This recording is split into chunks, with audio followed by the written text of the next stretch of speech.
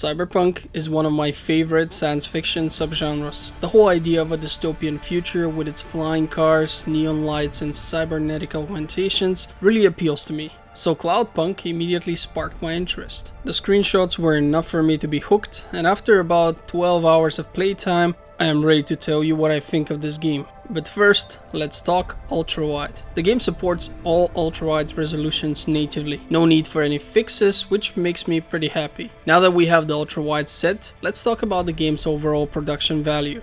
I did mention the screenshots I had seen. They looked pretty good. The game is unfortunately not available on GOG.com yet, meaning that one has to resort to Steam for it. When you consider that it only costs €14, it becomes clear that corners will have been cut here. I was preparing for either no voice acting or just a bit of it during key moments of the story, because that's one of the first things that gets slashed when money needs to be saved. Incredibly, the game is not only fully voiced, but the voice acting is actually almost always pretty great. There was a really annoying teenager you meet by the end of the game, whose voice is pretty terrible, but since you don't really get to interact with her for too long, I'm willing to let it slide. Still, I have to address it because the problem is a weird one. Her voice seems to have some kind of effect added on top of it. I can only assume that it was done in hope of making her sound younger, because the voice actress probably isn't, but it ended up making her even more annoying to listen to. Just listen to this. Nice to see you again, Pashta. I'm excited to talk later. How come I can hear Camus? Isn't he a car? He can transmit through the comm when I'm home. Really? Hi, Camus. I'm going to stay home and look after everything till you come back. That's good, but this isn't home, Pashta. Remember that. It's just where we live right now. I understand. As stated, the other performances are pretty good, so clearly no corners were cut here with the voice acting. Then I took a closer look at the visuals and came to the realization that the game uses Voxel Graphics. This is where the corners were actually cut. Everything is blocky, but the lighting and the overall atmosphere makes it easy to forget about that. This is probably the most skillful implementation of such graphics that I have seen. However, as soon as you take a look at the character models, you realize that it's all smoke and mirrors. They simply look terrible for today's standards. As a matter of fact, I saw these big guys with cigarettes and I was immediately reminded of a video to the song Money for Nothing. I can't actually show you too much of that video since YouTube would immediately go nuts and flag this video as belonging to that company over there, but I can show you some comparisons. Let me just say that the song was released in 1985, meaning that those graphics in that video are 35 years old and look extremely similar to the character models in the game. This is where I want to generally mention that I am one of those people who believe that good graphics are important. However, when you can't afford to make a game with modern enough graphics, it's important to hide that as good as you can. Some developers do it by using cheap tricks, such as lowering visibility for example. Cloudpunk, on the other hand, has done it masterfully. Here the ugly graphics are not just hidden, but they are rather placed in plain sight with additional distractions, which were added, such as appropriate lighting and interesting locations. It's truly a very good solution to a potentially serious problem. It's done so well, in fact, that the players, such as myself, who really dislike poor graphics, can be cheated into enjoying the visuals of this game. That's a testament to the skills of the developer here. Now it's time to talk about the game's story. Our protagonist, whose name is Rania, has recently moved to the mega city called Nevales. Due to her lack of funds, she starts working as a delivery driver for an illegal company called Cloudpunk. Along with her is her dog, who no longer has a physical body, but is stored as an AI on a hard drive. One of Rania's motivations is actually to make enough money so she can buy her dog a body again. But until then, it gets to be a part of her delivery car. The two characters go really well together since Rania is a bit of an arrogant and sassy chick. She acts tough and always has a witty remark, while her dog Camus often serves as the voice of reason since it's very innocent and honest, such as a dog would usually be. The conversations are enjoyable to listen to, and I found both to be very well written and voiced. The game offers two core mechanics, driving and walking around outside of your car. All of your missions will pretty much go the same way. You mostly drive to a location, park your car at the designated parking area, go on foot to pick up your package and hop back into your car. The actual delivery involves pretty much the same steps. While on foot, you will also be collecting random quest items and materials, through good old-fashioned exploration. This is also where you can actually start and end some of the side quests that the game offers you. All in all, the gameplay is quite simple and very repetitive. Normally this is where I would begin to complain about it, but the developer has filled your time with lots of voice dialogue, which is tied to an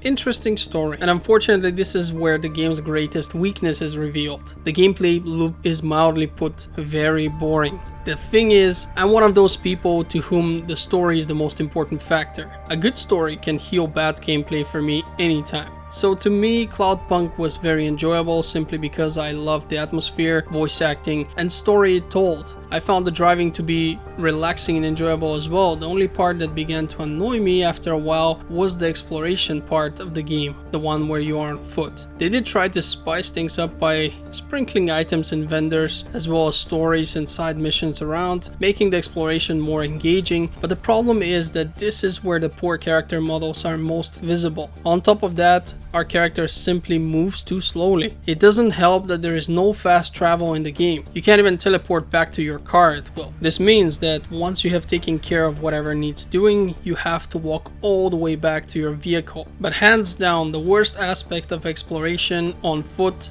are the elevators. I have no idea why they designed them in the way they did. More often than not, you have to wait for an elevator to come get you, and it's so annoying. An additional grievance of mine is the fact that the game won't give you your next objective immediately once you finish one, but instead you will get your GPS marker at the end of a conversation between characters. This means that you will sometimes be in your car, waiting while listening to the conversation, and just waiting for you to know where to drive to. I dislike it since it could have been done in a way that you get the marker first and then you listen to the conversation while driving towards the target. I mean, why not? What's the problem with that? There's no need to keep me waiting here without anything to do, just bored. And I can't just drive off in a random direction because I'm risking the possibility that I might be driving in the wrong direction, meaning that I'll have to turn around and then go back. And early on, you don't even know if there will be any timed missions, of which there are a few, but I'll get to that. So, you could potentially be shooting yourself in the knee if you just drive off in the wrong direction and you get a timer. Now suddenly you have a greater distance to cover. And since I've mentioned the car, the game will provide you with upgrades for it. This helps a lot and gives you something to save money towards. You also have to refuel and repair the car. At one time, I wanted to see if it was possible to damage the car so much that it won't drive or even will explode, but that didn't seem possible. You can damage it a lot and it seems to slow the car down, but it doesn't break. That's just the worst thing that can happen. If you break it too much and not repair it, you'll be slower. I suspected as much since I never managed to figure out where the car's health bar was. When you're inside the cockpit of the car, there are a lot of lights that are flickering and glowing and a few bars without explanation, so you might suspect that this is not just decorative but rather a health bar potentially. Well, no, it's not. None of it is. It's just decorative. So the game didn't give you a health bar for your car because the car is not really destructible. The developer also missed a few chances to make the gameplay more engaging. During one of your delivery missions, the main ones, you actually have to deliver a special part to a racer who participates in underground races that are obviously also illegal. When you get to the location, you actually are informed that you just missed him and the race has started. And now I assumed that I would have to participate in the race and help him there somehow, or even have the option to prove myself and then get a side mission to take part in illegal street races. This would have been something cool to do on the side, but is sadly not here in any capacity. Instead, you find the racer who has crashed, you essentially just drive from A to B, meet him there, and that's pretty much it. It's just another standard delivery without any kind of deviation. There are also a few problems with the way the story and its characters are presented. For starters, we are a driver for Cloudpunk, which is, and I emphasize, an illegal company. You are even questioned by the authorities and asked if you are working for Cloudpunk or any other illegal companies. They are actually trying to arrest all of them and make sure they don't exist anymore. Been a part of the illicit delivery service known as Cloudpunk? Never heard of them. Hold, please. Yes, sir. She says she's never heard of them. I believe her, sir. Okay, sir, I'll let her through. And she can hear me. Yes. Yep. Okay, then. I'll do that. Sir, yes, sir. Okay, miss, you can go. Your details have been updated. And of course our protagonist denies even knowing of the existence of such a place. The thing is, the headquarters of the company is in the middle of the city, and they even have a huge glowing sign saying Cloudpunk on it. I mean, look at this. Not only that, but everyone seems to immediately recognize you work for them as well. You constantly meet people out on the street as you're walking around, and they instantly claim that they know you deliver for Cloudpunk. They're like, hey, you're Cloudpunk, right? I thought so. No, I know it's you. I can recognize you guys. So obviously you guys are somehow really easy to spot, but you exist, you're advertising your legal company, you have a giant billboard, glowing sign, and nobody gets caught. Then when your character talks about her apartment, because she just moved into this megacity, right? She makes it sound like it's a tiny and poor, shitty place. When you think of steampunk tiny apartments, you think of giant buildings where everyone only has a few square meters, these so-called stacks and mega stacks. After all, our character is practically broke. She says that on many occasions and explains that this is why she's doing this job. Yet once we enter the apartment, we realize the place is quite nice. Hell, she even has a nice balcony, and once you buy a few decorative items, the apartment looks even nicer. It's definitely not what I'd even be close to describing as awful or too small, etc. It's a pretty nice studio apartment with a balcony again. And let me mention that early on in the game, Rania, our heroine, hears the name Cora mentioned multiple times. Nobody seems to really want to tell her what it's about. Everyone's kind of brushing off the question, but clearly the word Cora or the name Cora is very important. So she begins investigating and even searching the darknet, which again is not legal, and she can be traced. So she still wants to know. She searches and risks her safety by doing so. She has no success, but then later gets to actually meet this Cora and is suddenly acting in a disinterested and dismissive way, as if she only just wants to get going. She doesn't want to be bothered with this, which is very strange considering that earlier she was willing to effectively risk her liberty and safety to research this person because everyone seems to know about her. These are things that all seem out of place and hurt the immersion. On the other end, there are lots of options for food and beverages throughout the game, which don't seem to do anything. The game never really tells you what it's for. I bought a few, you can spend money and eat stuff, and it seems to do nothing. Our character has no bars, no health, no nothing, because she cannot take damage. There's no way of doing that. You can't even fall from heights or anything. It's a safe game. It seems like this is all just adding to the immersion, I guess, but it would have been somehow interesting for me because I wanted to know if it does something, and it really doesn't tell you much. You can even take some drugs and they add this effect to your screen as though you would be moving faster, but I don't think you are. So it seems like everything is just for the immersion, but it costs money at the same time, which you need for actual things like upgrades for your car or clothes for your character. You can customize her outfit. The same goes for most materials you find. The issue is that you will find a broken elevator early on, which needs one such random part that you can find at random or buy from a store if you are lucky to find the right merchant with the right stock. And I assume that the game wants me to keep everything that I find, because there will be a lot more such elevators that I need to, fix by adding different parts. And it's true that they actually all need different parts. They don't need the same thing. And I had to keep everything really, because I was never sure. Feels like it would have been better if there had been something which could simply be named elevator replacement part, and everything else should just be junk for sale. That way the player can sell that stuff confidently without having to keep it. Because ultimately, there were only 3 or 4 elevators throughout the whole game that needed to be repaired. I couldn't find any more. And I've been saving and saving, and I could have, turned this stuff into money. Obviously, if you play the game again, which I can't really imagine why you would want to do it because it has no replayable value whatsoever. But if you do decide to replay the game, then you would know this, but I didn't, and 99% of the players will not, know this obviously. I want to also mention that some missions let you choose how to end them. Most of the time the choice is between what is morally good and what is more lucrative for you, but obviously not so good from a moral standpoint. Some of these choices are done well, placing the protagonist and the player in a position that allows for any of the choices to be taken without it being illogical from a story point of view. Other times though, one of the choices pretty much follows the story, while the other one seems to be completely unrealistic from the position of our protagonist. Let me give you a few examples. In one mission, really early on, you pick up a package which you have to deliver to a location. So far so good. Your dispatcher acts really worried and secretive when informing you about the mission, while you can also hear a ticking sound coming from that box. It's pretty obvious that you're delivering some kind of a bomb. Your protagonist also concludes that almost instantly. You get the choice to drive to a location, or you get a choice to drive to a different one and just dispose of it. So basically the question is, do you choose to deliver the bomb where it needs to go, or do you dispose of it? Here on one end, Rania is afraid of losing her job if she doesn't deliver the package, which she really needs because she's broke, but she's also scared this bomb could explode. So as you can see, both choices can be justified within the story of the game. I mean, if it was me, I'd also be very worried. On one end that I'd lose my job, which I need to get money to eat, and on the other end, the bomb could blow me up and I'd be dead. Although when you listen to Rania, it sounds almost as though she's more worried that she's delivering a bomb and someone will be killed. Regardless, the point is that both of these choices are good in the sense of the story. They make sense. This is a good example of choice. In another mission though, you're pretty much issued an order by a really powerful and dangerous man. You are to deliver something to a location. That something is a computer virus which our client plans to use in the future to scare a lot of people into buying an antivirus and thus make tons of money through fear.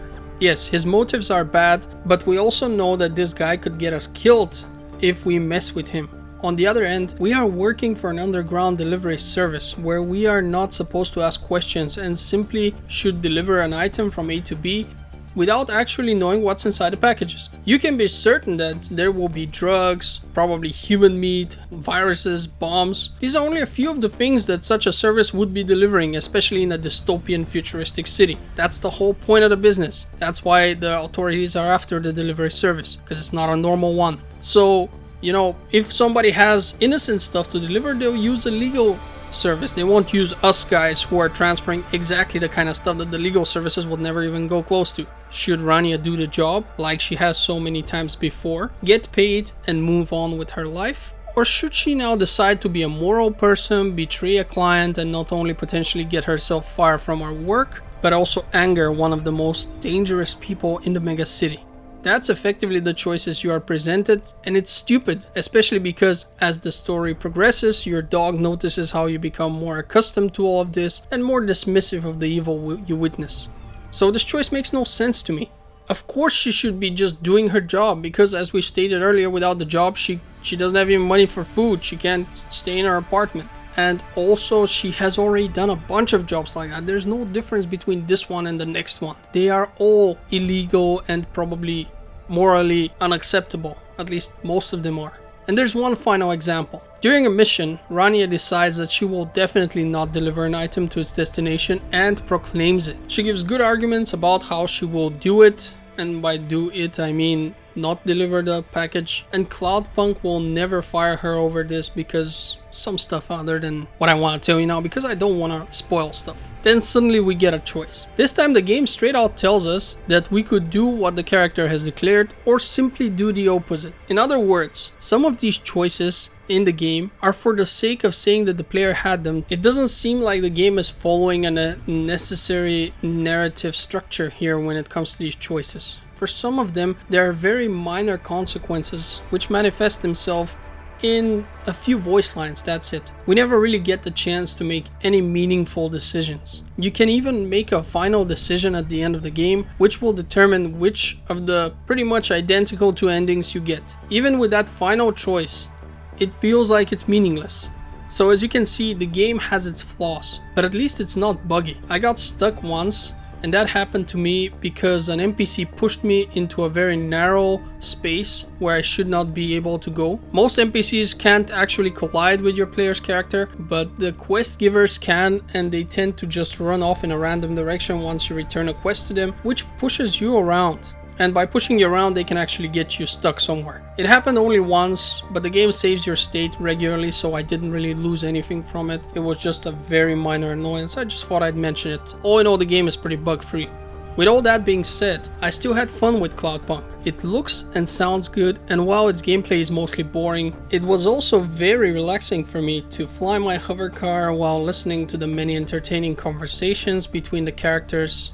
And I gotta say, it's definitely not a game for people who need a more engaging sort of gameplay. You can't even die here or really lose in any way from what I can tell. You don't have platforming or puzzles, nothing of the sorts. No shooting, no racing, and as far as I remember, there were only 2 timed missions, and in both cases, the timer was generous enough for me to be able to finish them with plenty of time left. You won't be challenged here, so if you're looking for that, you will not enjoy this game. However, if you are like me and you know how to enjoy a relaxing experience in a cyberpunk world with a good story to lead you, then this game is a good choice for you. So give it a shot and let me know what you thought of it. I love interacting with my viewers. Oh, and by the way, be sure to check out my Patreon link in the description of this video. I post links to free games there, and those posts are public so anyone can read them. It's a great way for you to have another source of information when it comes to expanding your game library for free. Cool. I hope this review was informative and entertaining for you. Be sure to give my other ones a look as well. Thank you for watching and have a great day. Oh, that's better.